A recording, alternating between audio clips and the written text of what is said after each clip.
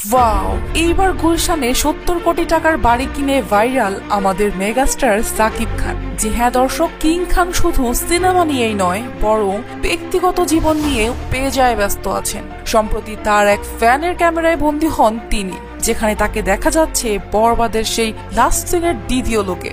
মাথায় টুপি ছাড়া দেখে বোঝাই যাচ্ছে দ্বিতীয় লোকের জাদু এখনো সরেনি মেগাস্টারের ওপর থেকে।